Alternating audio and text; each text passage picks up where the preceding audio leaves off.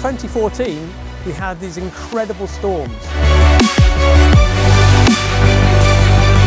It started blowing, I think, before Christmas and ran on till into March.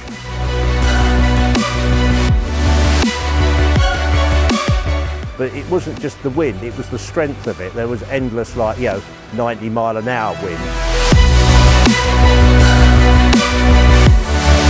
We had the worst storms that we've ever seen. They were off the charts.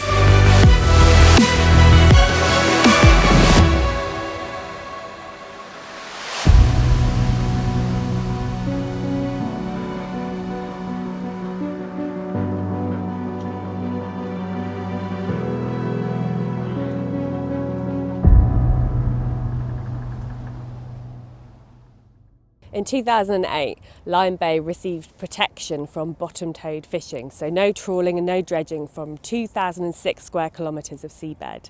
But what's quite unusual is this whole area was protected from bottom-towed fishing, but you could still set pots and nets and you could still dive for scallops. And so this gave the opportunity for the seabed to be protected in the bits of areas we've got, but also for it to recover and hopefully these big reef systems become more widespread and protected through time. The government had taken a gamble to close this area. We needed to demonstrate that it was going to be worthwhile. And thankfully, Plymouth University got that contract and started setting up what turned out to be this incredible sort of long-term data set that is now reaping some massive rewards in terms of better understanding of reefs and things like that.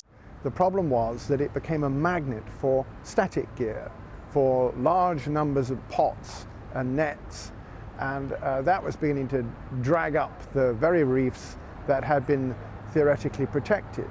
And so Blue Marine Foundation, my charity, suggested to the local regulators, to the scientists, to the fishermen, to other conservationists, that we should set up a working group to try and address this problem and manage Lyme Bay and its reefs sustainably.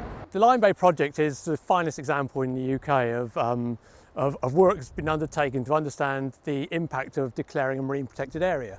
Because we've been monitoring these reefs since 2008, we had this amazing baseline understanding how these reefs were recovering over time compared to areas that were still open to fishing.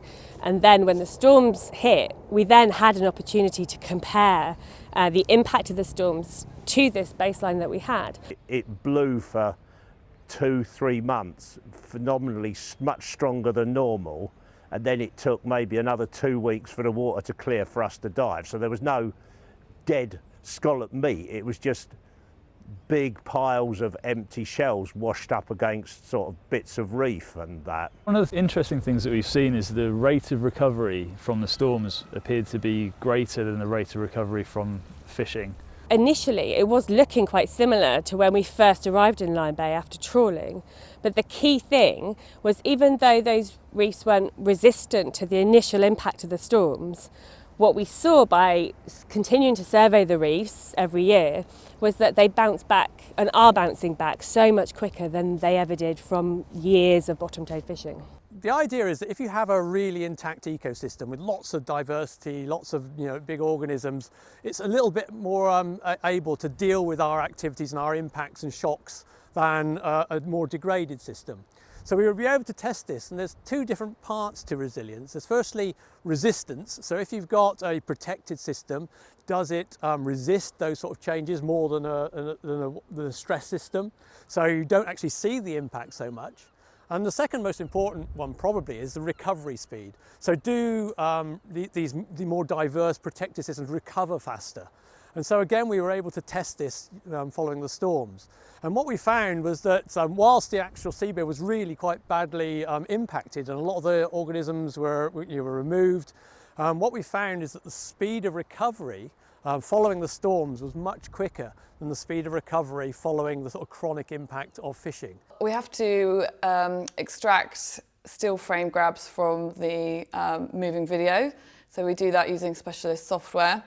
And then we watch the videos through and we count all mobile and conspicuous species that we see between the two laser dots. So we've got this unique data set that's got really high resolution over long time periods. That means that we've seen marked increases in the number of mobile species and the diversity of these mobile species. And because of this data that we've got over 11 to 13 years now, we can use this to champion this type of management elsewhere and also use the information to improve management in other areas. The research that we've undertaken at Plymouth University has enabled us to track the social and economic impacts of the Lyme Bay closed area, and also through this storm period that occurred in 2014, in order to be able to inform the evidence base for marine protected areas and sustainable fisheries and protected livelihoods. The problem for everyone associated with fishing, with the industry, with the environment of the seas, is that it's a case of out of sight, out of mind. We don't see what's going on beneath the surface, beneath the waves.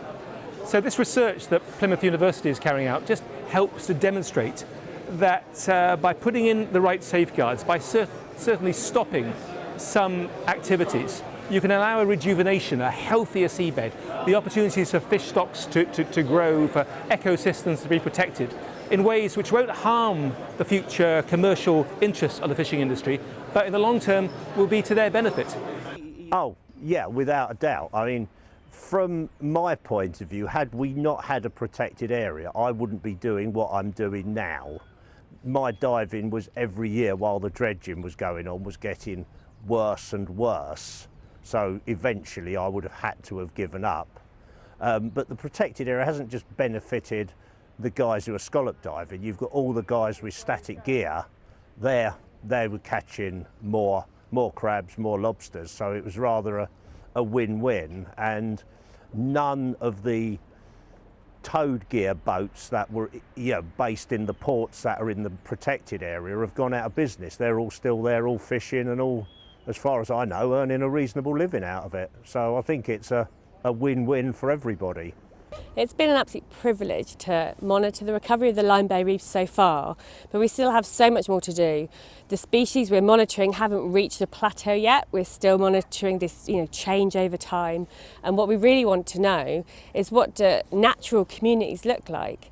And so within Lyme Bay, we still can't do this because we still have all these other human activities ongoing. So what we really want to see is more of Lyme Bays around the country, some areas that are protected like Lyme Bay, where you exclude the whole area from bottom towed fishing.